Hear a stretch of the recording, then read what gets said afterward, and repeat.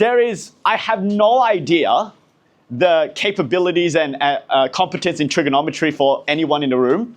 And so I'm going to just teach a bunch of stuff today. It might feel a little bit fast-paced. If you do have questions, feel free to raise your hand. I'm more than happy to answer and clarify. Sounds good? All right, let's do it. Okay, so first of all, for trigonometry, we're going to start off really easy, but it will ramp up quite fast. So the first thing that I would like to cover is right-angled trig. Now, of course, I'm sure you guys all know that, but it's just a bit of a recap. So for right-angled trigonometry, we've got, imagine I build up a triangle over here. Okay, let's say this is theta. This is A, B, C. Our first task is to write down all the different formulas associated with right-angled trig. Now, the first thing we know is that 𝐸𝐂. So we have 𝐸𝐶. And what that does is it describes the different ratios, right? And so what does sine of an angle equal to? Sine theta, as we can see, is opposite over hypotenuse, right? So it will be O divided by H, which in this triangle would be B divided by C, right? So opposite is the side over there, and then hypotenuse is the longest side. So it will be B divided by C. Now cos theta, all right, cos theta, as 𝐸 describes, is adjacent over hypotenuse, which will be A over C. And finally, tan theta is going to be O over A, so 𝐸.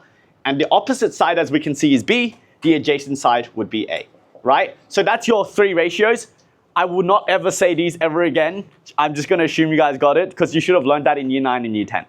What's the second relationship that we know? Within any right-angled trigonometry, we can relate all the sides together by using Pythagoras' theorem, right? So we know that A squared plus B squared is equal to C squared. Does that make sense? And then we have one last relationship. Can anyone tell me what's the last relationship in a right-angled triangle? So you've got your 𝐸𝐶, right, your ratios. Yes? Yeah, we'll talk about that in a second. There's something else I want to get to. There's one more formula, and then we'll get to those. What's another formula associated in right-angled trig? People forget this a lot. It's just the area of a triangle, right? So it's half times, yeah. Well, we'll get to that. That's non-right-angled trig. So this will be half times base times height, right? So we know that the area of any triangle is half times the base times the height.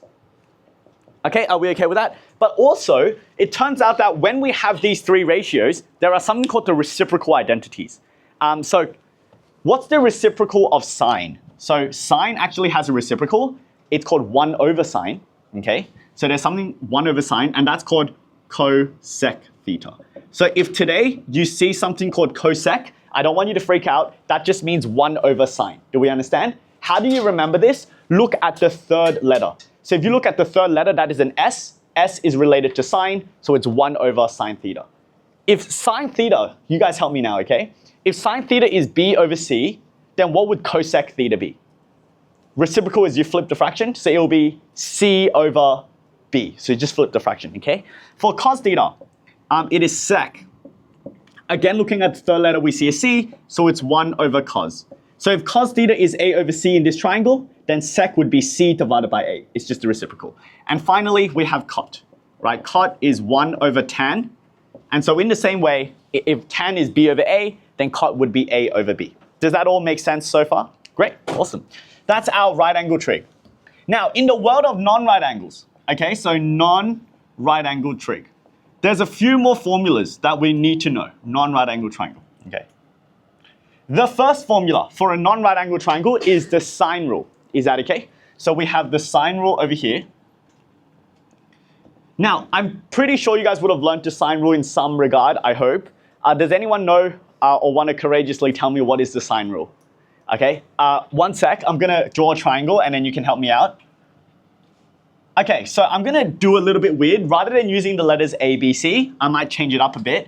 And I might just go X, Y, Z, alpha, beta, gamma. Okay, so normally we use the Greek letters to represent the different angles. And then for the sides, we use pronumerals, okay? So do you want to help me out and relate these using the sine rule? Go ahead. X on sine gamma is equal to C on sine alpha is equal to Y on sine beta. Sine alpha equals Y on sine beta. Great. So I want you guys to understand where this relationship comes from in case it looks really scary. The sine rule is the rule of opposites. Is that okay? And so all you need to think about is you want to pair up a side with the opposite angle. And so where did x over sine gamma come from? You see, this is x, this is a side, and we can relate it with the opposite angle, which is gamma. That's where we got x over sine gamma. Do we understand? What's another side? We see z. Is that okay? What's the opposite side to z? It's alpha. That's where z and alpha came from, right? And so I can draw a dotted line here. And then the last pair was what? We had y, the side, over sine beta. Do we understand? Now, one thing I want you to know. Normally we write this version of the sine rule if we're trying to find a side, because the side is at the top. If we're trying to find an angle, we can write it the opposite, the reciprocal version. Meaning, if I want to find an angle, we can write it as sine gamma over x equals sine alpha over z equals sine beta over y. Okay? You do not have to use all three. You can choose whichever two you need in order to solve the problem. And we're going to go through some real examples in a moment. I just want to say one thing. Here's what's going to happen. I'm going to give you guys, should I do this? Okay. I'm going to give you guys a triangle. You guys are going to find a missing angle for me using the sine rule. Is that okay? Everyone go ahead and try this, okay? So I'm just going to draw a random triangle, and you're going to help me try to find the missing angle. Okay.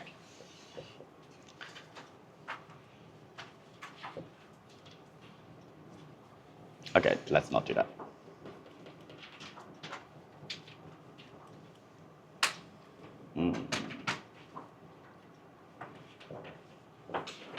Okay, awesome. So this is the triangle that I've produced. All I need you guys to do is figure out what the value of theta is, okay? So you're going to relate the sides. Again, we see a side and the opposite angle, another side and its opposite angle, and your goal is to find out what theta is, okay? Give you guys like 20 seconds to do it. It should be pretty fast. And please have like somewhat decent working out. So don't just punch everything into your calculator.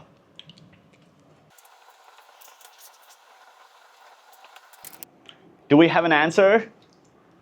A lot of brains in the class, I'm sure someone's got something.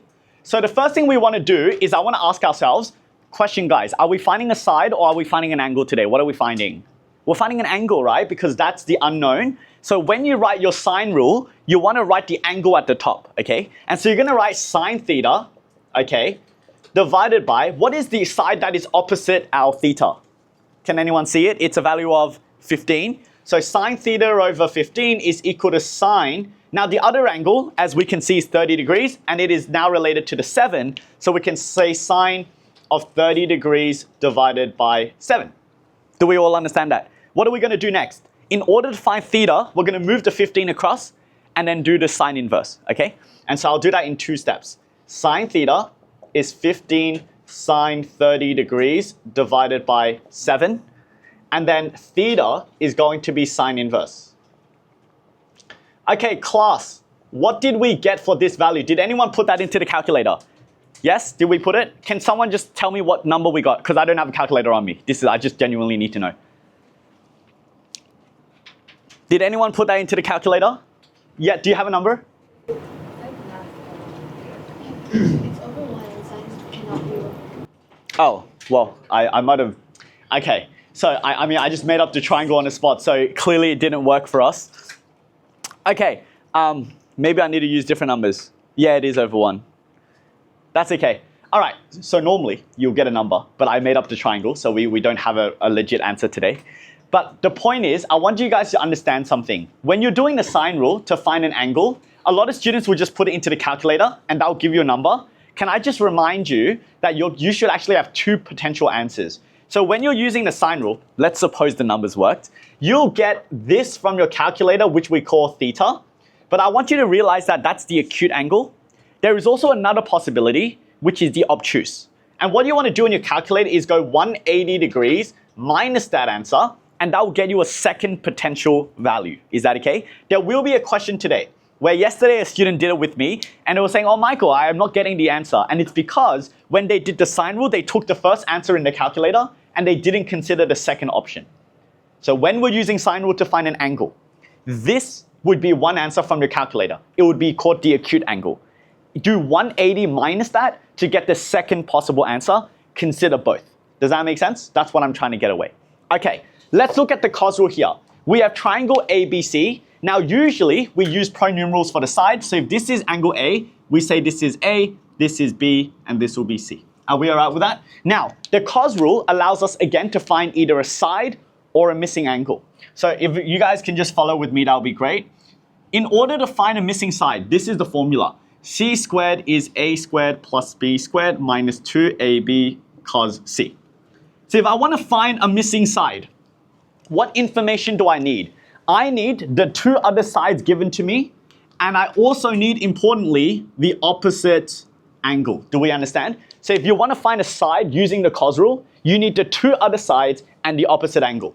Guys, I've got a question. If I just did this and I put it in my calculator, would that be the side?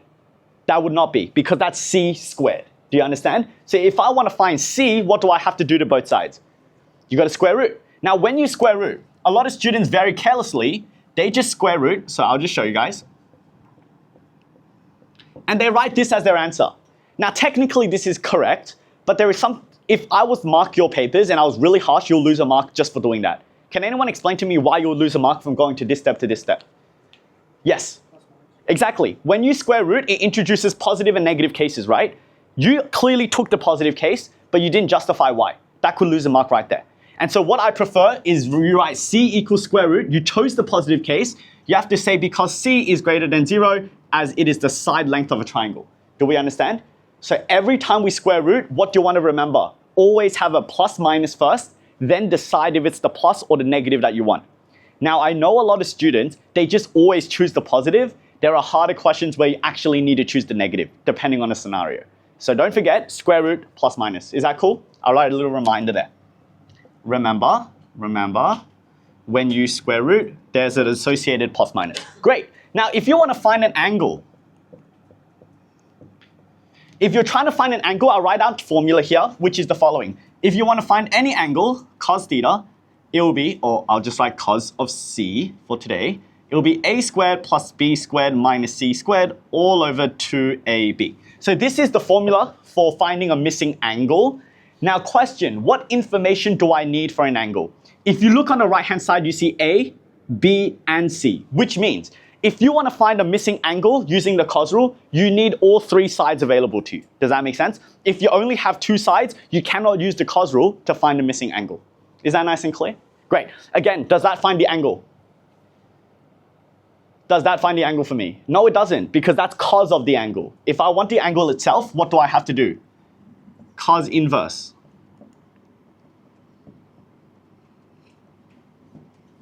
Okay, awesome. Hopefully we can understand that. Now, here's what we're going to do now. These are the key formulas that we need to know. Oh, there's actually one more. Sorry, I should write it down over here, which is the area rule. If you want to find the area of a non-right angle triangle, it's a very simple formula. It's half AB sine C. Meaning, if I draw up a triangle like such, and this is the angle here, and I have the sides over here, then I can actually find the area of the triangle, half AB sine C. Does that make sense? Great. Here's what's going to happen. Now that you're going to take all of these formulas and you're going to try to solve, let's see, 4 questions for me. Let's see how you guys go. Can you guys now open up your problem set over here? There's 4 questions, questions 1 to 4. Can you guys go ahead and try it out for me? Give you guys around 5 minutes, and then we'll go through it on a board together. Let's do it. Yeah.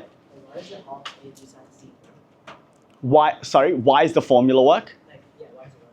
I mean, you could also ask the question, why does it work for cos rule? Why does it work for sine rule? There are other further proofs. Not necessary to know. If you want to get 100% in advance, you could never know the answer to that, and you'll still get it right. Yeah, focus on using the formula in the problem solving. So remember, for your reciprocal identities, if you forgot already, you want to focus on the third letter, right? It tells you what it's associated with. Okay, so S is 1 over sine, sec is 1 over cos, cot is 1 over tan.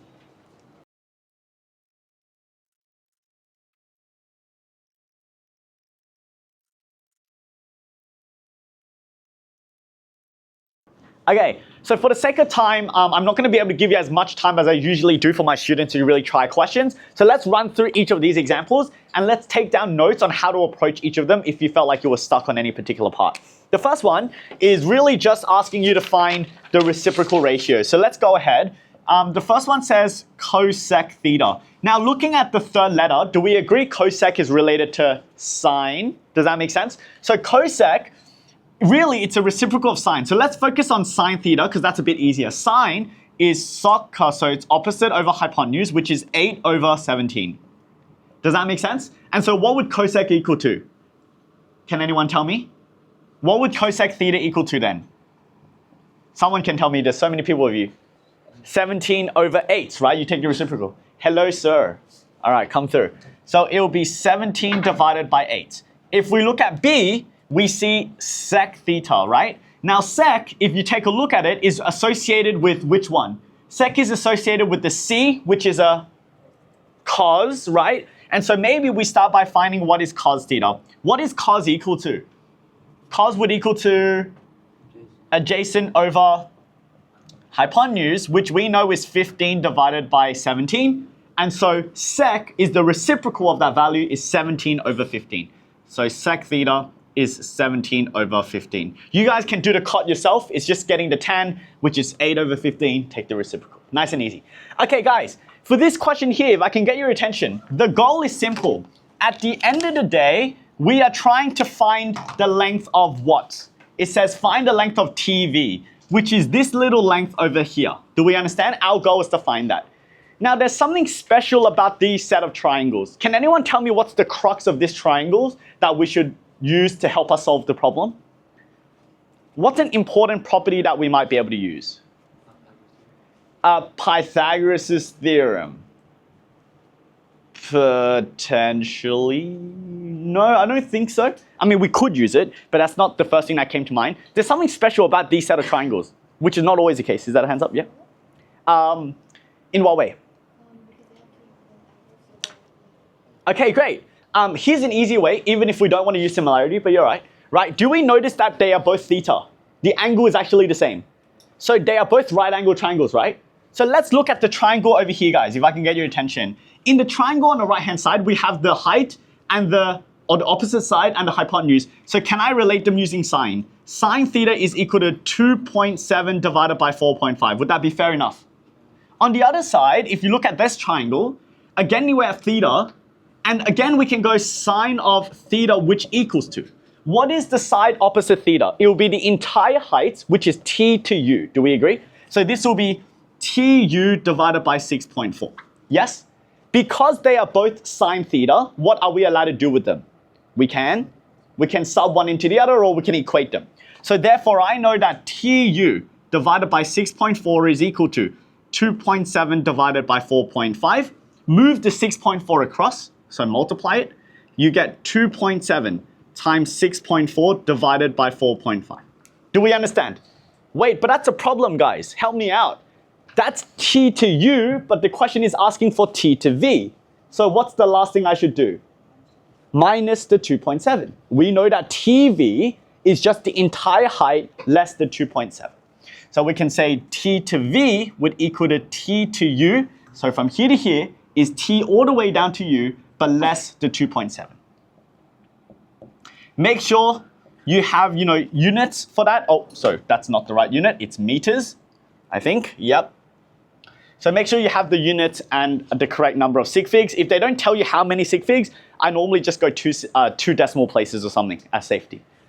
Do we understand? So we use sine theta on the first triangle, sine theta on the other triangle, and then because they are both sine theta, we equate them together. Did you get it? Next one. Hands up if you solved part A. You were able to make it. Okay, then there's something to learn for everybody. Can I get your attention here? For part A, our goal is to find the height. Is that okay? So the height of this triangle over here. We're given one angle. It's called the angle of elevation. We're given another angle. And we're given the height, the distance between them is 100. Do we understand? Now, can I get everyone's attention so you understand the logic here? If you look at this triangle on the right-hand side, do we already have the angle? Yes, we do. This is the side that I'm looking for. Do we agree? And so what would be awesome if I had the value of? What would I want so that I can solve this problem? Think about right angle triangles. If I have the angle and I want to find one side, what else do I need to make this possible? Can anyone tell me? Sorry? I need another side. Do we agree? Now, there's two other sides I don't know. Can I get your attention? I don't know this side, so that's one possibility. Maybe I can figure out what that is. Or I don't know this side, which is, another possibility. Which side do you think is easier to find today? And why? So there's two sides. If I know the value of one of them, I can solve the problem. Which do you reckon is the easiest side to find? And why? Is that hands up? The hypotenuse? Why would you say that? The hypotenuse is the easiest side because it's connected to the other triangle. So now I can use the information in the other triangle to find it. Do we understand? If we look at this other triangle here, I'm going to draw it out in a miniature version. So we have this over here. We have that. This is the side I'm looking for. We can call it X. And we have that. We know that this is 100 meters. We know this angle is 7 degrees and 12 minutes. Do we understand? Now, is there any other angle that I can find? Can anyone help me out? Do we know what this angle is, guys? How could I find it? Yes? Yeah, so 180 degrees is the angle of a straight line. If you minus the 9 degrees, you're going to get that. And what's the angle sum of a triangle? So then can I go 180 minus those two numbers to get whatever that angle is? It turns out this angle here, up top, right here, if you do that process, I think it's 2 degrees and 30 minutes. Okay? So if you did that, you'll get that little angle at the top is 2 degrees and 30 minutes. Does that all make sense? Now we can use the sine rule. What did I say the sine rule was? It was the rule of what? The rule of something. The rule of, in fact, I'll write it up here because you guys aren't remembering as clearly. It's the rule of opposites. I think I heard someone whisper it. Good job. So the rule of opposites, right? Which means that we need pair of opposites. If you look in this little triangle here, where this angle here is 2 degrees and 30 minutes, X is the side I'm looking for, so I'm going to start by writing X. What is X opposite? Which angle is it opposite to, guys? So X over here is opposite which angle, guys? The 7 degrees. So we can say sine of 7 degrees and 12 minutes. Do we understand? Then we have 100, which is the other side, is opposite the 2 degrees and 30 minutes. So it's 100 over sine of 2 degrees and 30 minutes. Does that make sense? Now can I rearrange to figure out what X is? So we can say X is 100 sine 7 degrees 12 minutes all over sine 2 degrees and 30 minutes. Okay? Okay, great, we found X. Does that solve the world's problems? It doesn't, but it does solve our problems today because what can we now do? If I know that this hypotenuse, which we called X, and we know its value is this, then if I focus on this triangle over here, right? So if I focus on this triangle over here, can anyone tell me how I can find H? Help me out, guys. How can I find H? So this is like step 1 of the question, then we have a step 2. What do I do in this triangle now? What rule do I use? Or what ratio? Yes? The sine ratio. We have the angle. H is what we're trying to find, so let's involve that, and we can use the hypotenuse X. So we can say sine of 9 degrees and 42 minutes is equal to H divided by X. Move the X across, so H equals X sine 9 degrees and 42 minutes. And if you now plug that in, we'll get the precise equation that the booklet has. Do we understand? So if we now take X and we just put it in front, we'll therefore get the identity that the question asked for. Okay, give you guys a moment to just write that down. And guys, part B is literally the world's easiest question. It says find the value of H, you just put into your calculator. The only reason you'll get it wrong is you are really silly and you put it into your calculator incorrectly. Otherwise, you shouldn't be getting it wrong. Okay, to check if you guys were listening, I'm going to ask you guys a few questions about the question itself, okay? Can you help me out? Number 1, at the start, what was the 2 sides that we could potentially find? So which 2 sides were we deciding to find? We had 2 options at the beginning. The hypotenuse here or the base, yeah? So we're like, okay, we could find one of these 2 sides because then it unlocks the question. We ended up deciding on which of the sides. Is it the base or the hypotenuse?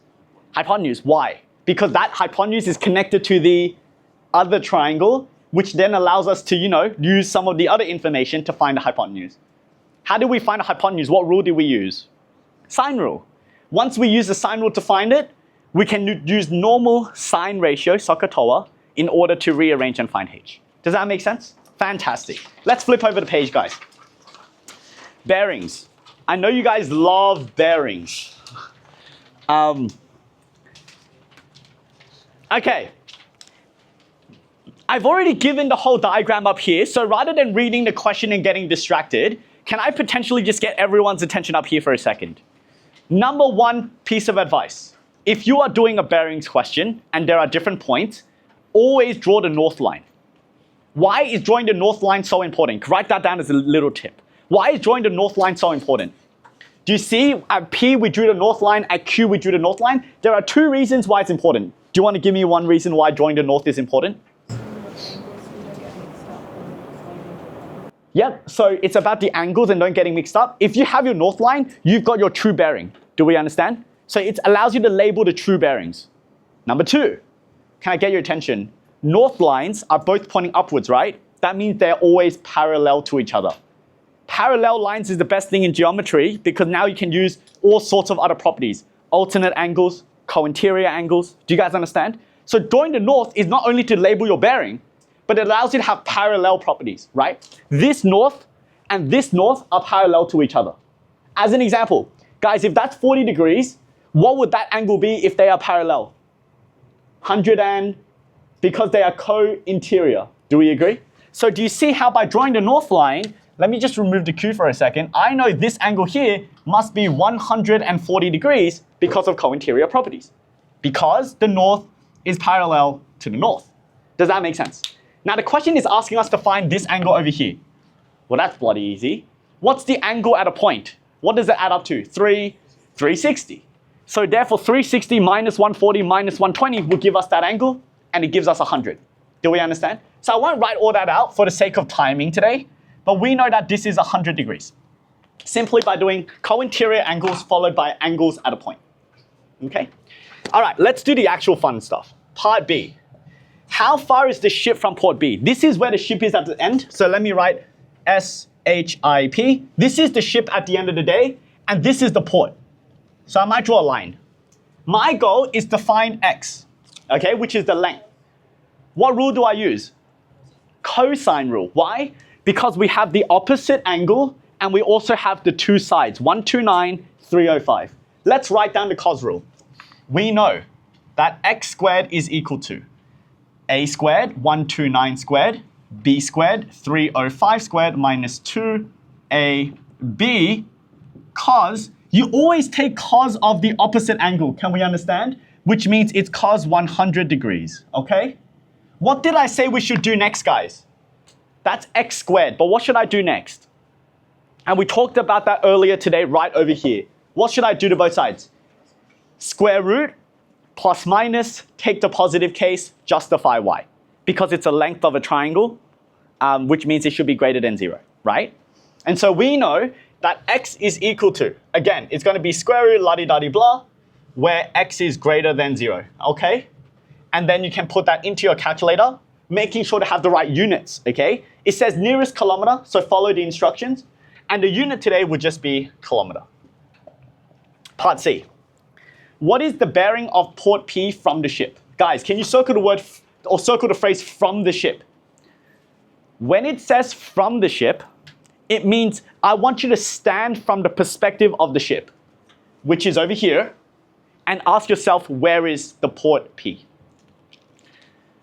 A lot of brains in this class. Can anyone tell me what's one thing I should do at port at R? What should I do at R? Find the angle to R, and you can find the bearing that you're going. There will be one thing I want to draw first. What is it? Draw the north line. Wherever you stand, draw your north line, because otherwise how else are you going to find your true bearing? Do we understand? And so even though they gave you the north line at P and at Q, you should draw the north line at the last point R. So the first thing I want you guys to do is draw your north line. There's the north. Is that okay? Now the question says find the bearing of P. Is that okay? How do we find the bearing of P? You go from north. Do we go anti-clockwise or clockwise? We go clockwise. So from north, we're going to go all the way around until we hit P. That's the angle I want you to find. You guys have 2 minutes. Go ahead. How do we find that big angle from north? Have you done it? Oh, good. Can you educate the class? What was the first thing that you did? Love it. What's the first thing you did, man? Very good. Remember, why did I say draw your north line? Because it gives us true bearing, but also they are what lines? They are parallel, which means you can do co-interior alternate, right? So if I draw my north line over here and that's 120, then this little angle adding up to 180 must be 60 degrees. So we know that this is 60. Boom. Done, right? There's one other angle I need to find. It's this little angle here. Let's call it alpha, shall we? How do we find alpha? We have a triangle. It's non-right angled. So if it's a non-right angled triangle, I want you to think it's either the sine rule or the cos rule. I mean, what else do we have, right? And then if you look at this, remember I said sine rule is the rule of opposites. Do we now know what x is? Yes, from part B. Do we have the opposite angle 100? Alpha, do I have the opposite 129? I can use the sine rule. Does that make sense? Using the sine rule, it goes like this. Sine alpha divided by, guys, sine alpha is divided by what number? Sine alpha, what's the side opposite? Help me out. 129, good. Is equal to 100 degrees, or sine 100 degrees, divided by, what's the opposite side? I want to hear it. Oh, whatever that number is, which is 305 apparently. I honestly don't know. Oh, it's not? Oh yeah, not 305. Oh my god, not that one. 100 degrees opposite is x. Do we understand? Which we should know from part B. Can I now rearrange to find alpha? I trust you guys are smart enough to figure that out. Now, how do I find the actual angle, which is theta? How do I find the actual angle? Yep. Yeah, exactly. We got 360 degrees. If you minus the 60 over there, minus the alpha over there, we're going to get our actual true bearing. Make sure true bearing is 3 digits with a little degree symbol and a capital T. I know it's really pain in the ass how specific you have to be or you will lose a mark. So therefore, we can say theta is 360 degrees minus 60 degrees minus alpha. Okay? Making sure you have 3 digits and it's true bearing. Good. Now, last little question on this part, and then we're going to move on to the next section, okay? Can I get you guys all to try question 5? I'm going to rub off the board. If you want a photo, you're more than happy to take one. More than welcome to take one. I'm going to rub it out soon, though, so that I can do question 5 on the board, okay? Go ahead. Give you guys 2 or 3 minutes. So I want us to take a look at this question. I really like this question for one specific reason, which I'll reveal in a moment. But at the end of the day, the question goes like this. We're standing at point O, so this is point O over here. And it says, what is the bearing of C? How do we measure the bearing? It's from which direction, guys? True bearing is starting from where? North. So starting at the north line, we want to go to C, and you have to go in this direction in the clockwise until we hit C. So we're trying to find that fat angle over there. Do we understand? There are multiple ways to do it, but here's my strategy that I want to introduce first. Do we already know the bearing of point B? What is it, guys? 161. So I already know that from the north line, if I was to stop at B, that would already give me 161, which means I only need to find this last angle over here inside triangle COB. Let's call that little part theta. Is that all right? Now, for the sake of clarity, I'm going to draw out that triangle again so you guys can see that all I'm doing is trying to find theta over here. I know that the side up top is 60 and the side to the right is 51, and I need to find that angle. Right. Doesn't seem too hard, okay? Can anyone tell me what I should do to find the theta over here? What's the strategy?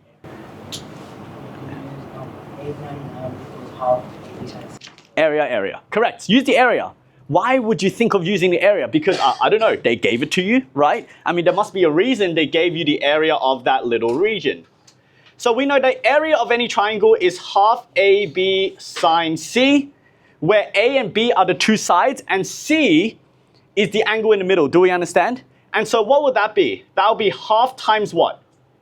60 times 51. Area is 899 sine theta. Is that okay? Now to find theta, I'm going to move the 2 up, times by 2, divide these numbers down. So I know that sine theta is 2 lots of 899 divided by 60 times 51.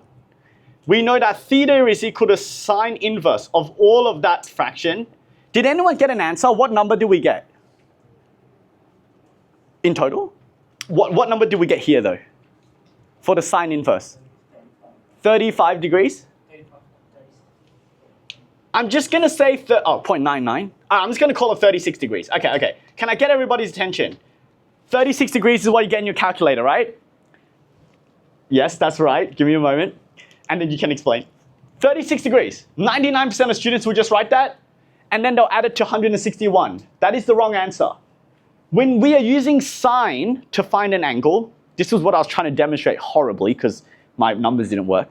But you get one angle, which is what your calculator gives you. That's called the acute angle. But do you want to help me out? What's the other possibility? 144. Where did 144 come from? 180 minus that is your second potential angle. Do you guys understand? So when you're using the sine ratio to find an angle, there are two possibilities I want you to consider. 36 is one of them, and 180 minus 36 is the other, which means the two possibilities are the following. Do we understand? How do I know which one to take? I mean, if you look at that triangle, does theta look acute or obtuse to you? Yeah, I agree. And so we should reject the 36 degrees because we actually want the obtuse solution. Does that make sense? And so what would be the final answer? It will be 161 to get to point B plus a further 144 to get to the final bearing of C. Okay? And so I don't have a lot of space here, but your final answer should be 161 plus 144. Okay, awesome. Great. Once you've got that down, can I, yes? It says that the diagram is not to scale, so can we still use that using to reject 36? Good question. It says obtuse angle triangle.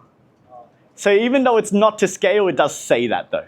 Okay, but it's a fair point. Because when something's not to scale, they could draw a square slanted, and they could label that right angle and it's still a square, right? So it's a very valid point. You can't just assume by visuals, but luckily it does say obtuse.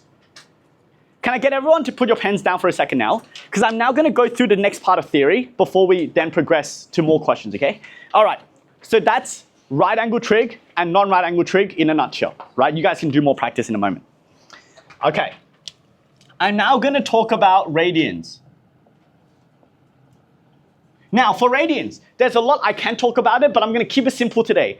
I need you to just remember one thing, which is how to convert from radians to degrees. Like, this is like the father of all of the conversions. If you notice one thing, you can work everything else out, which is that pi radians is equal to 180 degrees. If you understand this, you will be able to get all of the other radian identities. So for example, if pi radians is 180, what's pi on 2? Let's do a few. What would pi on 2 equal to, guys? 90. Why? Because I divided both sides by 2. What would pi on 3 equal to? It will be 60 degrees. Why? Because I divided both sides by 3. If I say pi on 4, well, that would be a little bit harder, but it's 45, because I divided both sides by 4. What if I said 2 pi? It will be 360. Do we understand? So if you just know this guy, then you can work out all of these by really quick division. Or multiplication. It's really not that serious. Is that okay? Great. Now, why did I introduce this? Because really, this segues into something that is called arc, sector, and segment. I share this story a lot with my other students. Recently, I was hiring some tutors to work for us. In the interview process, what happens is they have to teach me a topic for 15 minutes, and I basically just see if they explain well and stuff like that. And then they get a completely unseen question. So they don't know what the question is. We give it to them on the spot, and they have to start solving it just in front of me, because I want to see how they deal with the new scenario, right? The question required the tutor to know the formulas I'm about to show to you, and so many of them. And I'm talking, these are graduates from top selective schools. Or they're getting 95 plus in extension 1, extension 2. They don't know the formula. And it's so embarrassing. Do not be that person, understand? I'm going to show you the formula today. You're going to memorize it for me so that if you ever interview here or somewhere else, you at least don't fall because you don't know a formula. And yes, they did not get hired. Understand? All right, let's do it. So, arc, sector, segment. What is that? The first thing I'm going to do is oh crap, that was not what I wanted to do. Let's imagine I have a circle over here, and this is the center of the circle. Is that okay? I'm just going to draw 2 lengths over here. The length from the center to the circumference is known as the radius, yes? So it's known as the radius, so we know that this is r, I'm going to call this theta over here.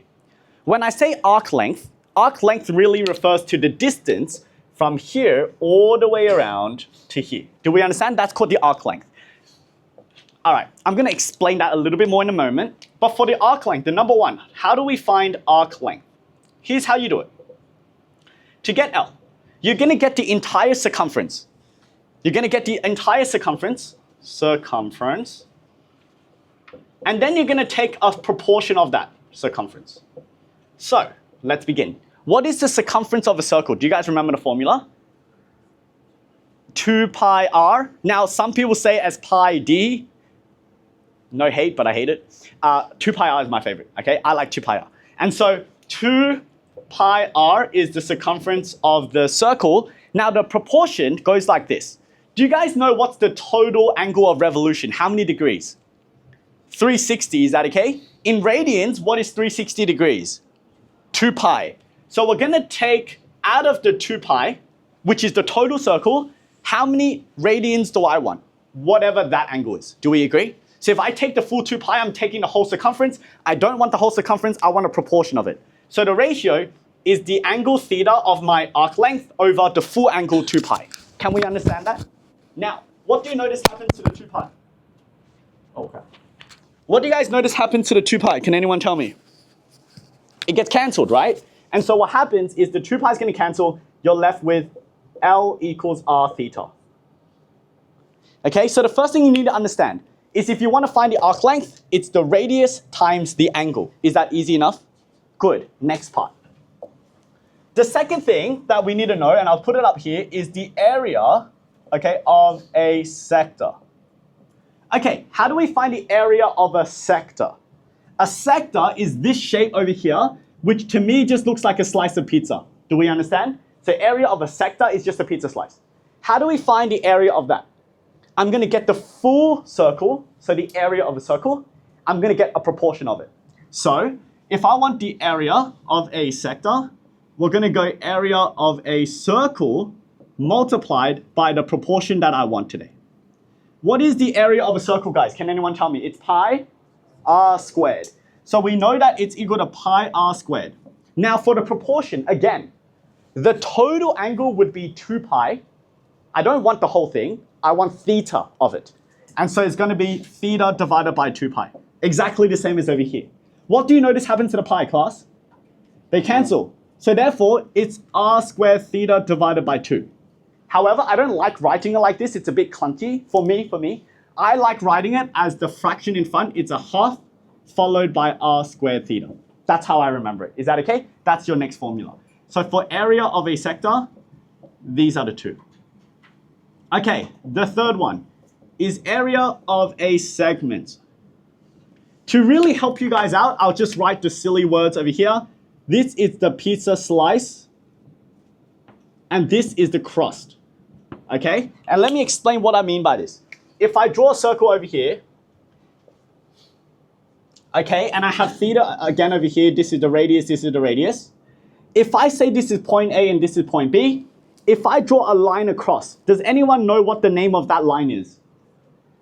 Not the line. The line itself is not called a segment. The line itself is known as it's a chord, okay? C-H-O-R-D, it's a chord, right? Turns out the area between the chord and the arc over here, do you see that's like the crust of the pizza? That is called a segment, and that's what you're referring to. So this is known as the segment. How do I find the area of a segment? And it goes like this. To find the area of that little shaded region, you're going to get the entire area of the sector, and you're going to subtract something. What are we going to subtract away? To get the entire area, so let me write this down. Area of a segment is area of the sector. Can we understand? So that's the whole thing. But what do I need to subtract away? Can anyone say it out? The triangle. We need to get rid of the triangle. Do we agree? And I'll put what we're eliminating in red. So we want to get rid of that. How do we get rid of a triangle? What is the area of a triangle? I just taught you guys. Half AB sine C. So we know it's minus the area of the triangle. This is half r squared theta. That is just that up there. Minus half AB sine C. Now for AB sine C, we're going to get each of the sides, so radius, and the angle in between is theta. So it's going to be half r squared theta minus half A is r, B is also r, and what's r times r? R squared sine theta. If you look at the two terms, what do you notice they both have in common? What do they both have, which I can factorize out? Half r squared. If I take out the half r squared, you're left with theta minus sine theta. That is your final formula. Do we understand? So there are three things that you're going to need for the arc sector segment. You need the arc length, radius times theta.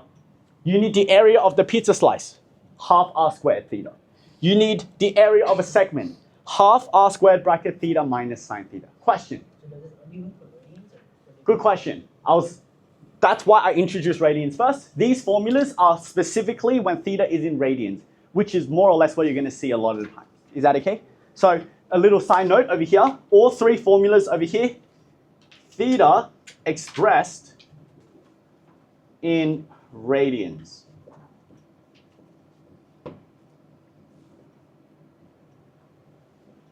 Okay, does that all make sense? Here's what you guys are going to do now. Can I get you guys to do question 9 and then actually just do question 9. All I want is you guys to do question 9 for a second. Okay? And then we'll go through it, and then we'll go through question 10 after. Okay, guys. So we have a triangle here, and there's basically, what are each of these pizza slices called? A sector, right? So there are 3 sectors over here. The first part is easy. Show that the angle ABC is pi on 3. What type of triangle is ABC? Equilateral. So it is given that triangle ABC is equilateral. If we know it's equilateral, that means we know all of the sides are equal of 60 degrees, right? So each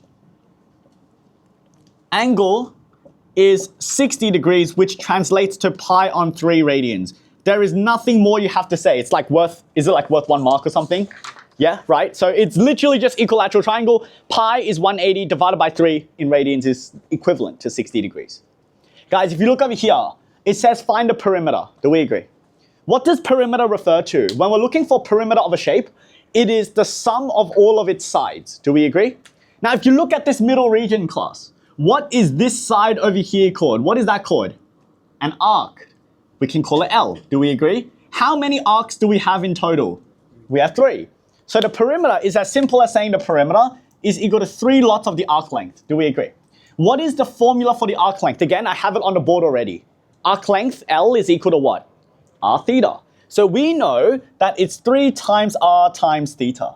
What is the radius today? So help me out, guys. Radius would be the distance from here to here for any of the arcs, or from here to here, which they've actually given it to as a value of 3. Very good. And then theta, as we've discussed in part A, is pi on 3. So it will be 3 pi. And again, make sure to have your units, so write centimeters. Does that all make sense? Area. How do we find the area of the shape in the middle? It's a little bit awkward. Can anyone tell me how do we find this weird shape in the middle? Yep, 1 sec. I'll see if anyone else has an idea.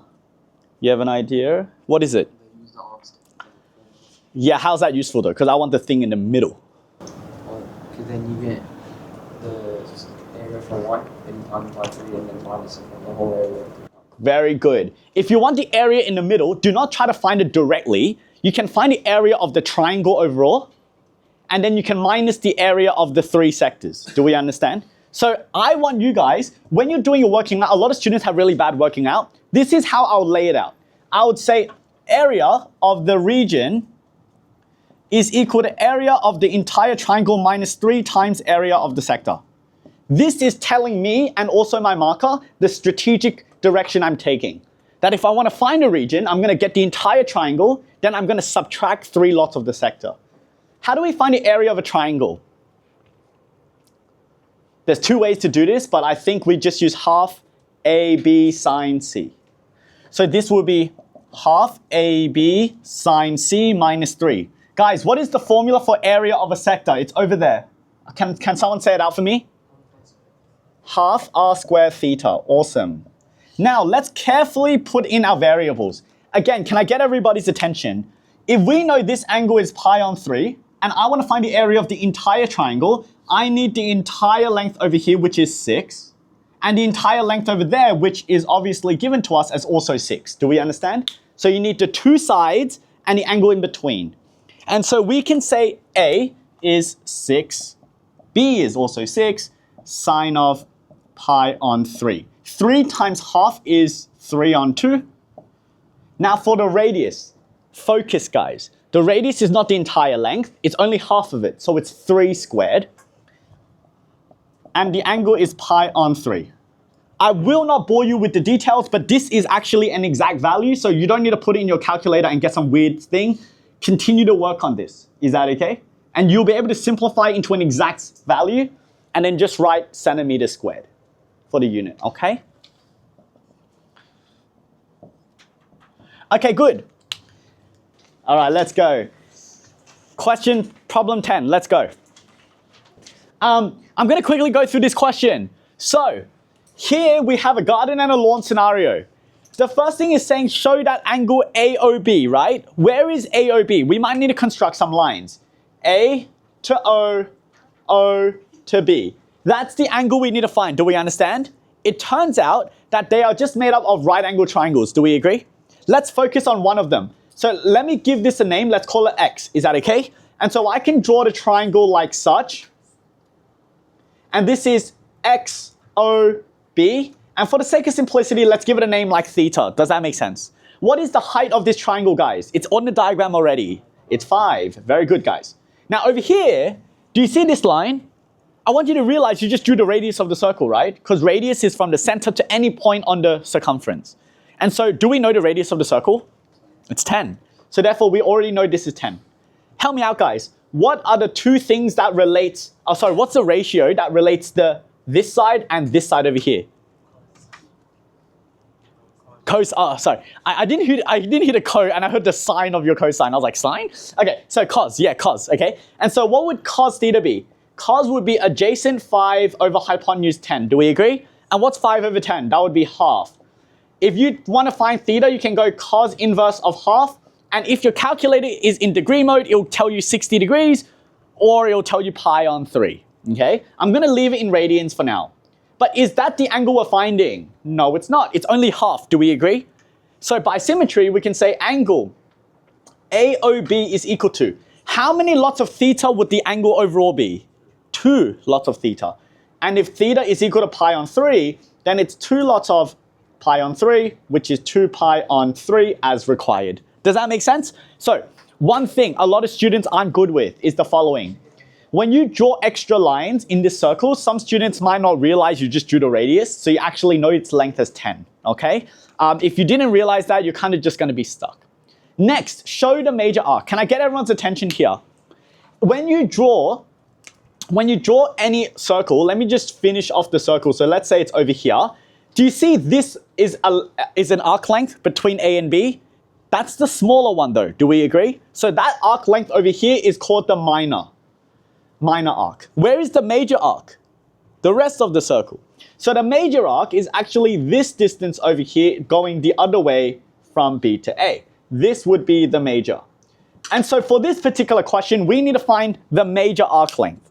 But is it still an arc at the end of the day? Yes. So what formula do I use? L equals R theta. Do we agree? It's still the same formula. What is the radius of my circle today?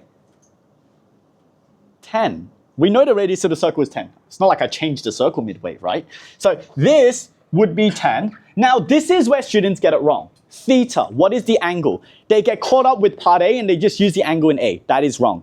Because that angle over here will give you the minor arc length. Do we agree? If I want to use the major arc, I need to find this massive angle over here. Do we understand? How do we find that? 2 pi minus 2 pi on 3. So subtract, do the total, which is 2 pi, less that little angle there. And so that would be 2 pi minus 2 pi on 3. That will give you some exact value in meters. Does that make sense? I think it should give you exactly 40 pi on 3 actually. That's what the question says. Cool? All right, great. Find the area of the lawn. I know by now the diagram is so convoluted you don't even know what the lawn is, but it's basically from A to B downwards. Is that okay? Does anyone have a good strategy on how to find the area of the lawn? How would I find the area? And again, okay, I can't go back once I've done it once, so you guys better be looking, because I'm only going to do it once and my diagram's ruined, okay? I need to find this. Are we okay? How would I find that? You get the entire area of the circle, and then what should we subtract? Segment, the crust. Do you remember? The crust of the pizza.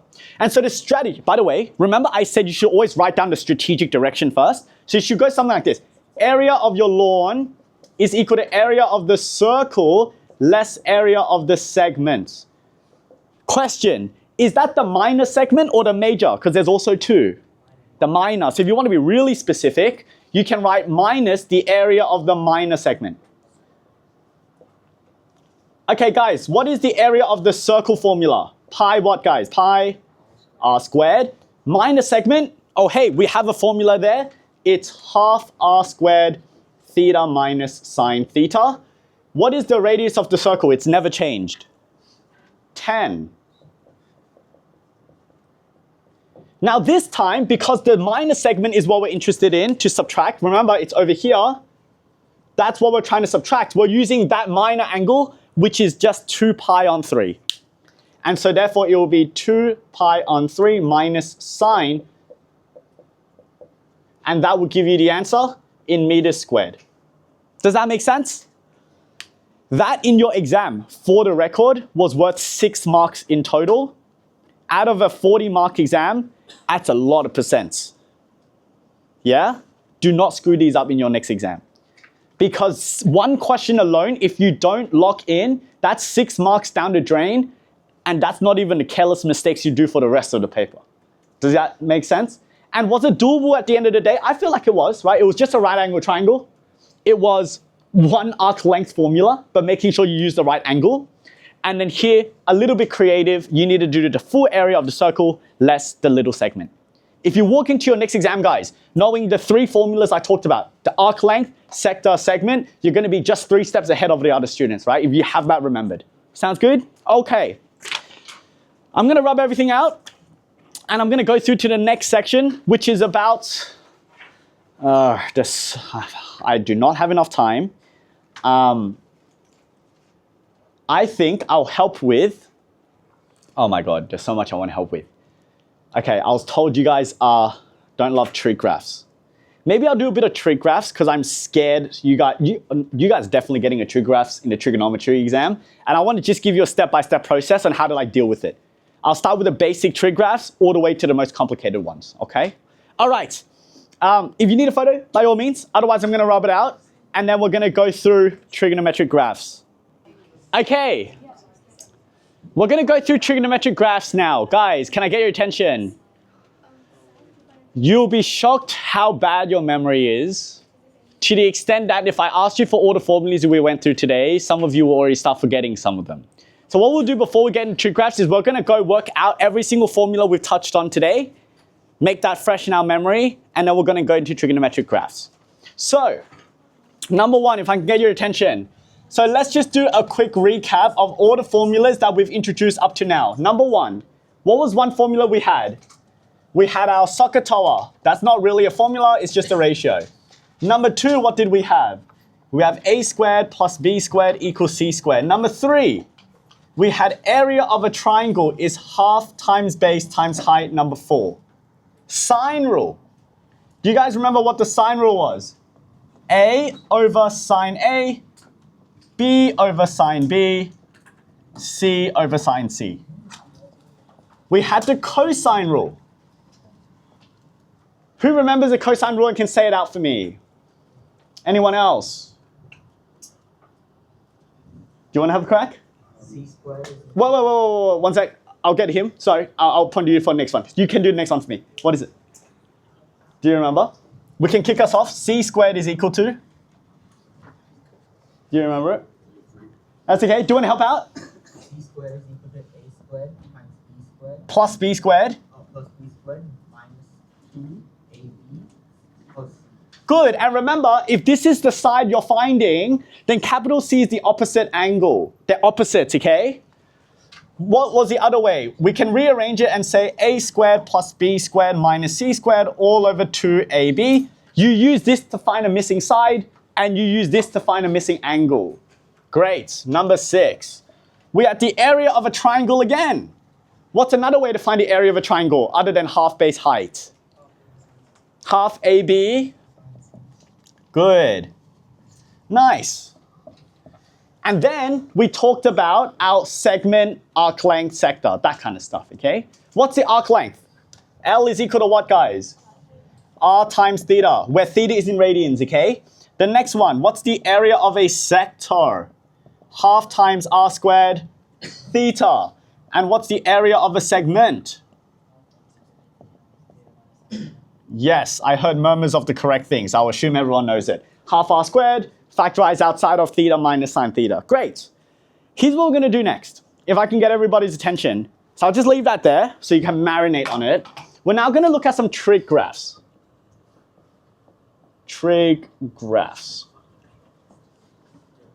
Okay.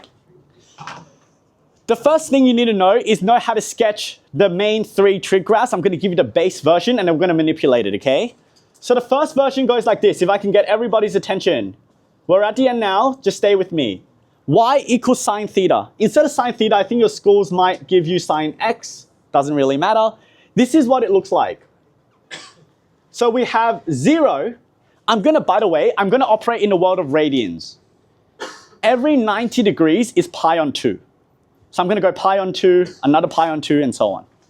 This is what it looks like. 90 degrees, pi on 2, 180, 270, 360. 1 minus 1. This is what a trigonometric graph for sine looks like for one cycle, or one period is what we call it. Do we understand? I want you guys to understand something.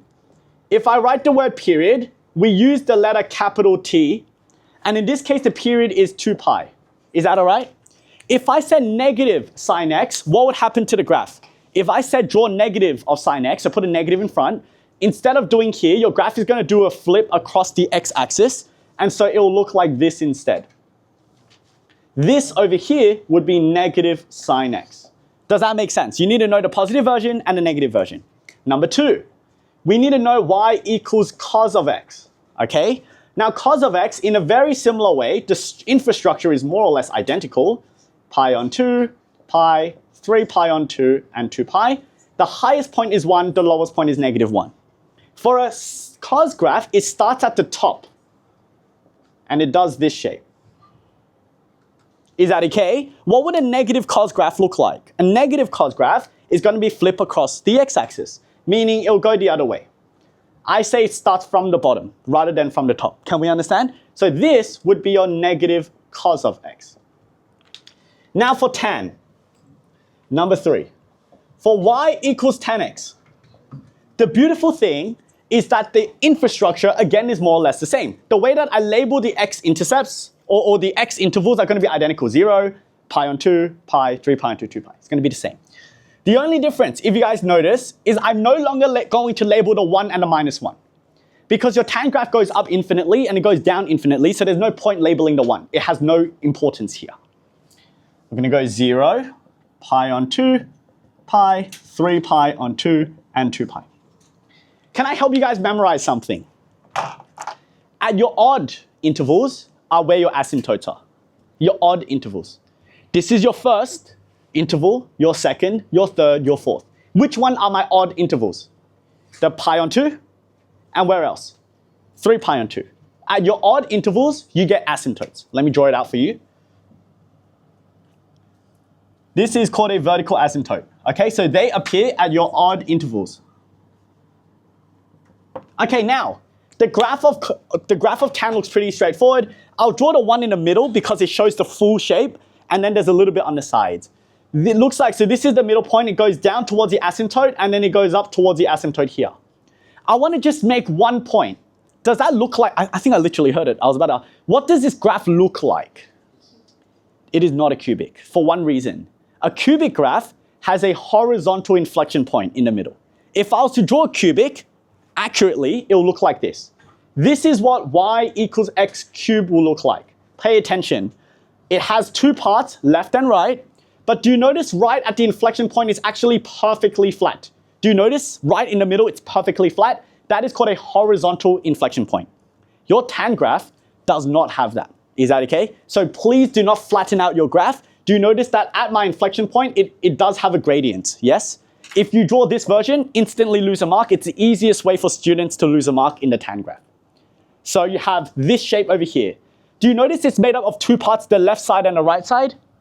Over here, from 0 to pi on 2, you only have the right side, and from here, you only have the left side. So that's what a tan graph will look like. But the actual repeating shape is just a cubic shape between your asymptotes. Can we understand?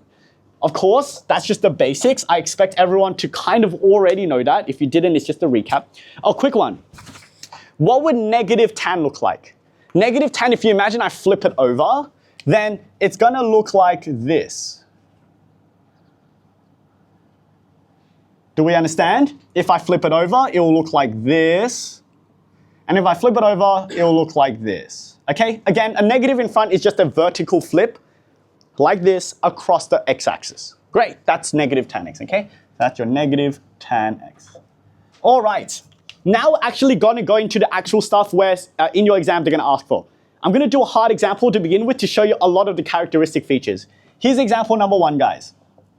If you can just follow along, no need to do anything other than listen very carefully. Y is equal to 5 minus 3 sine x. I'll start with that, okay? And we're gonna sketch this from 0 to 2 pi.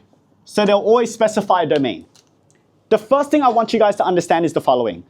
Personally, I don't like looking at it like this. I like to rewrite it so that the constant is in front. So I'm gonna rewrite the graph as y equals minus 3 sine x plus 5. Is that okay? So step 1, rewrite the question if you feel better about that. Now I'm gonna give you a method. Step 1, I want you to write down the period of the graph. What is the period of sine? What's the period of sine over here? I said it before. It's 2 pi. There's actually a formula, and it's actually 2 pi divided by n. N, listen carefully, is the number in front of that. Let's actually, I'm so sorry to do this to you guys, but I'm actually going to change the question to make it even harder so you guys can learn more in a single example. I'm sorry if you have to do whiteout. 2 pi on n. What is n today? What is the number in front of your variable? Let me be clear. This is your variable x. That number in front is called n. Do we understand? So what is n? I want to hear it. It's 2. So therefore, this will be 2 pi divided by 2, which is the value of pi. Does that make sense? Step number 2. You're going to find something known as the interval. What is the interval? The interval are each of these labels that you're going to write on your x-axis. To find it, you take your period and you divide it by 4.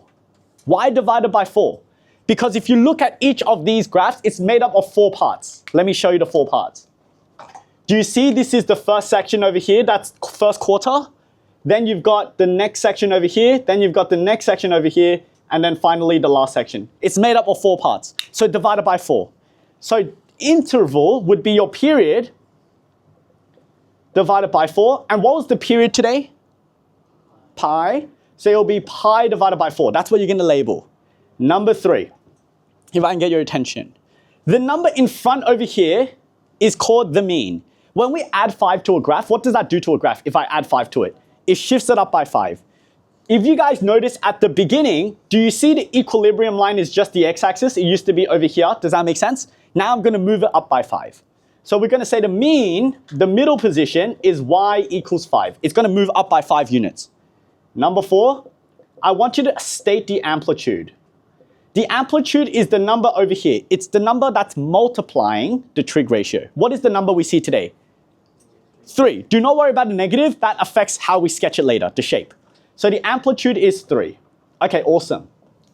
Here's what you're going to do now, if I can get everybody's attention. Look up here, and I'm going to show you exactly what to do.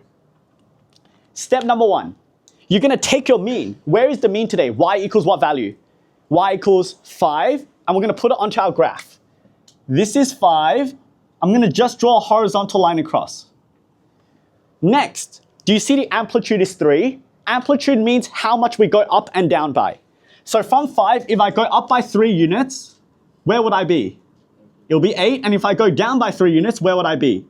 I'll be at 2. Do you guys understand? So the range is from 2 to 8. Next, you're gonna plot your intervals. What is my interval today? Pi on 4. Some students get confused. They're like, Michael, I don't get it. Why did you do step 1? I did step 1 so that I can get this number. Once you have this number, I don't really care about step 1. Do you guys understand? I only do step 1 to get the period so that I can find the interval. Okay. 0. Guys, tell me what's the next thing I should plot. Pi on what? Pi on 4. I keep adding that number. 2 pi on 4. 3 pi on 4. 4 pi on 4. I could keep going, but I'll stop there for now. Okay. What type of shape are we sketching today? A sine graph. Sine graph starts in the middle. Do we agree? Now, positive sign will go up. But where's the question asking you to go? Negative sign, so we're going to go from the middle but down. So watch this. We start in the middle. One interval later, we go to the bottom. Do you guys see the bottom is 2? Another interval later, we go back to the middle. Another interval later, we go up to the very top. Another interval later, we go back to the middle. There's your graph. Does that make sense? And then I could go forever if I want, depending on the question. Now the question says to 2 pi. So technically, what do I need to do? I need to do another 4 intervals and repeat it until I get 2 full sketches. Now for the sake of time, I'll just go like that and you guys can work it out. Do you guys understand? This is a legit step-by-step method for us to sketch any trigonometric function. Let's now make it even harder. I'll take it, actually, can I get you guys to copy this down, this exact method, copy this exact graph. Once you've done that, I'll give you 2 minutes, and then I want to do another example, but I need a bit of space.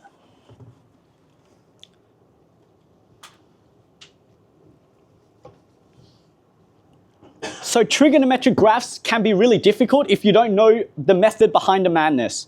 But once you know, it's actually just a step-by-step process. Just follow it every time. Doesn't matter what the numbers are. I'll show you a very quirky one next.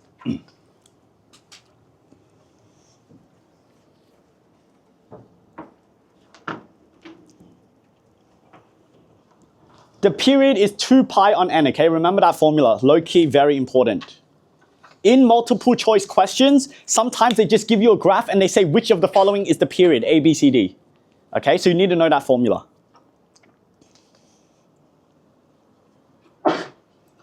Bless you.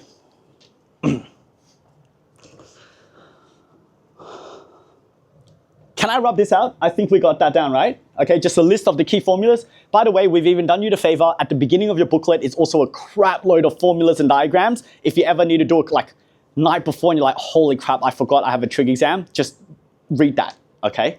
I'm gonna rub this out now. Okay. Can I get your attention? In the school exam, some infamous teachers at the pond, what they normally like to do is they like to give you a very standard question, you know, trig, and then they'll just put like some weird numbers in there that just freaks you out a bit. So you might see a triple pi. Say sketch pi plus pi cos pi x. And you're just like, what the F, skip, right? 3 marks down the drain, fuck it, right? But I'll teach you that it's really just the same thing, okay? Can I get everybody's attention? I'll help you guys out. To promise that there's a method to the madness, we're gonna follow that exact same step-by-step process. Step number 1, guys, we're gonna find a period. How do we find a period? Period is equal to what over what? It's 2 pi divided by n. Do you remember that formula? What is n? What is n today? Pi, right? It's the number that's in front of x. So therefore that would just be n. So therefore it will be 2 pi divided by pi, which is just 2. Can we understand? Okay, not bad. Number 2, we need to find the interval. So remember that this is not really the end goal. I use that to find something else. The interval is the period divided by what, guys? It's period divided by 4, which is 2 divided by 4, which is actually half. It's a really nice question because our x-axis labels are not pi's, it's half. Half, 1, 1.5, 2. It's even better. It's like, thank you, Mr. T, right? Yes, I know him. Right? Because actually the question looks scary, but it's actually even nicer. The numbers are good. Let's continue. Number 3, what is the mean? What is the mean? The mean is the number that we shifted up by. Do you remember? We're adding pi. What does that mean? Shifted up by pi. So it's y equals pi. Number 4, what is the amplitude, guys? It's also pi. Do we agree? It's the number over here. That's the amplitude. So let's put it onto the graph. Okay, what was the first thing that I added onto the graph? Do you guys remember the order in which I did it? The first thing I did is I put the mean down, okay? What's the mean again? It's pi, all right. There's our mean, is that okay? Now what's the amplitude? If it's also pi, that means I'm gonna go up by pi, and if I go down by pi, where do I hit? Ah, interesting, it's exactly 0, no more, no less. Up here is 2 pi, does that make sense? What's the interval? This guy, right? So we're gonna go half. What are we gonna do next? 1, 1.5, 2. Now, it's a cos graph, and it's a positive or negative?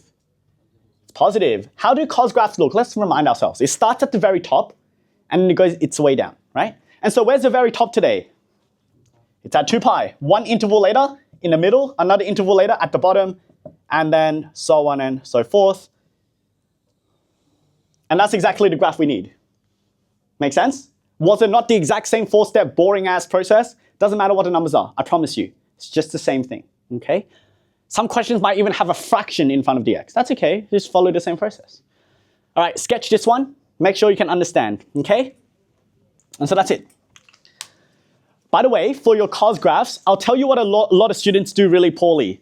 I want you to understand that that's a turning point, so it should be flat. Is that okay? So when you're drawing your cos graph, make sure that at the start and at the end, it actually flattens out. Does that make sense? Holy crap, did I record that? Oh, okay, cool. I was like, no, we lost a fun example. Okay, we're good. All right, so that's the basic. Actually, these are the basics. And then here's like a full-on example with multiple moving parts. And here's a quirky example where you just see a lot of weird numbers and you're like, oh, that feels a bit off. We're gonna do one more now, okay? Cool. I need to rub this out, so if you need a photo, by all means. Otherwise, I'm gonna rub it out and I'll make up one more. Do you wanna clarify what's up? How can I help? Up here. So pi is the middle point, is that okay? The amplitude is the number over here, which is also pi. And your amplitude means add it and also minus it. Yeah, easy. Okay, let's look at this question. You have to sketch this guy. How do we do it? I'm gonna go through the 4-step process again for tan. A lot of you guys are very unfamiliar with tan, so this is probably something you wish you didn't see in the school exam, okay? But hopefully after today, it'll be a piece of cake. Number 1, what is it that we need to find? Period, very good. Now, can I just suggest something? Can I get everybody's attention? For period, for sine and cos, you do 2 pi over n. For tan, it's only pi over n. Do you guys see the difference? It's a slightly different formula. Let me write it down. When you're doing sine and cos, the period is 2 pi over n, and the interval is period divided by 4. Okay, that's what we were doing before. But for tan, it is slightly different. For tan, the period is actually pi divided by n, and the interval is the period divided by 2. Now, why do we divide by 2? Do you guys remember the shape of a cos graph only has 2 parts to it? So we divide it by 2. Do you guys understand? Okay. So let's go again. What is the period? What's the formula based on that? Pi over n. Very good, guys. Pi over n. Now, what the heck is n? N is the number in front of x. I mean the constant in front of x. So it's not just 2 pi, it's all of this. Do you guys understand? That's n. Yep.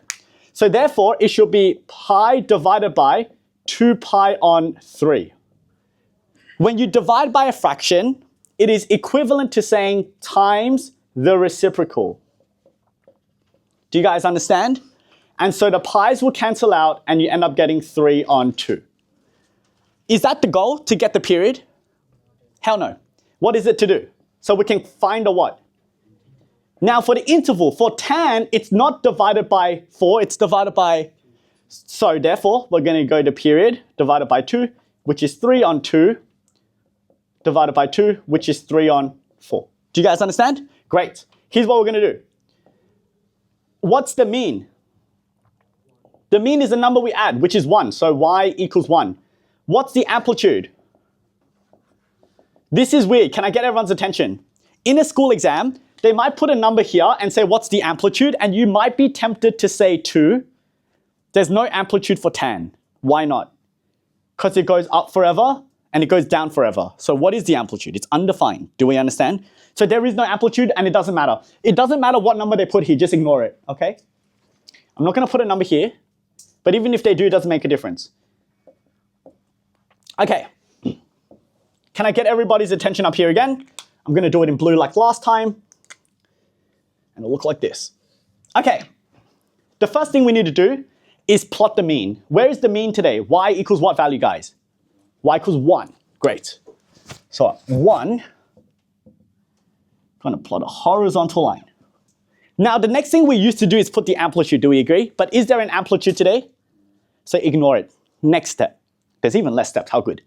The interval is 3/4. So we're going to go 0. This is 3/4. If you want to get every next number, you keep adding 3/4.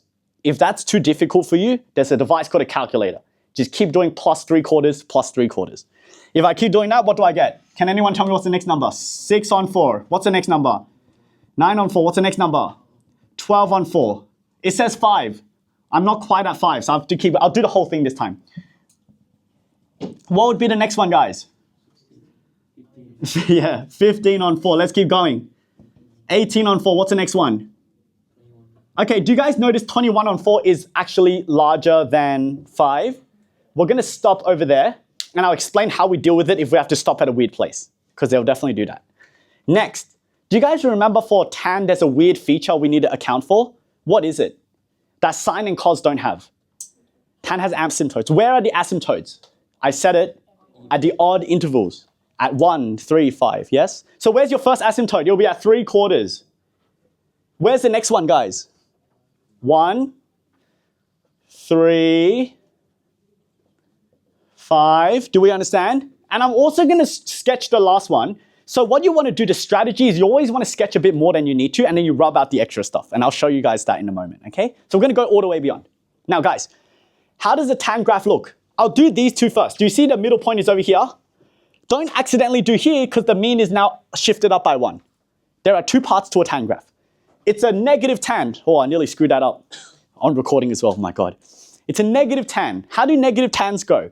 They do not go this way and that way. That's the normal tan curve. They go the other direction. As a teacher, what are you looking out for? If you want to make sure I get full marks, what do you need to make sure I'm doing correctly? Can anyone tell me what do we have to be careful of? Yeah, don't make it flat. If it's flat, it's 1 mark gone, okay? Let's go again. The middle point is at the mean, so we're going to go there, and we're going to go there. The mean, we're going to go there, we're going to go there. Do we understand that? Great. Over here, for the last little bit, it would just be from the mean and going down. Do I get full marks? No, why not? Why do I not get full marks? What did the question, where did the question tell me to stop? At 5. Okay, watch this. Do you see 21 over 4 is just a bit larger than 5? So what you're going to do is you're going to put 5 on your axis. Do we understand? You're going to go all the way down to your graph. Over here, you're going to put a circle here. You're going to rub out the extra. Do you see that? Put in 5 into the equation to figure out its value. Can you guys do that for me? I want you to put in x equals 5, like sub it in. So y is equal to 1 minus tan 2 pi on 3 times 5. Make sure you're in radians mode. So your calculator has to be in radians, not degrees. Oh my goodness. Oh, in the new calculator, there's a settings or whatever. Did anyone put it in? I want to know. I'm actually really curious. What is that equal to? Negative 0.732. And then degrees for Yeah, okay, I guess so. I mean, it's definitely negative. I just didn't know how negative it was. I thought it would be a larger number. But did you say 0.7? Okay, so what you want to do is you're going to go, I'm just going to trust this bloke over here. He looks very trustworthy, so I'm going to trust it. So it'll be 5 comma, and then it'll be 0.732. Negative, yeah. Does that make sense? So what you want to do is if they stop at a weird place, just do the same method, go more than what you need. Does that make sense? And then you can rub out the extra, and then you have to make sure you put a closed circle. Guys, I have a question. What if they did this? Can I get everyone looking up here? Listening, listening. What if the question did that? Then instead of a closed circle, you have to put an open circle on that side. Do you guys understand? Because it's an excluded point. But for this question, the way that I set it up, I allowed it, it was inclusive, so therefore you do a closed circle. Does that make sense? All right, that's it. It's a 4-step process which allows you to sketch a lot of trig functions. Cool? All right, I've got basically no time. If I had more time, I'll teach you a lot more stuff, shifting left and right, identities, equations. Unfortunately, I don't have the time today. So we'll wrap it up here, but here's what we did. Our team has actually put together, not only do you guys have all the questions in your booklet, which a lot of them are really, really good and you haven't even done, we have another 100 marks worth of exam style trig questions. If you want something to prepare for your next trig exam, just do every question in that, every question in this, and you're gonna get 100. But you gotta do every single one though, and you gotta know how to do it, okay? I'm gonna hand this out.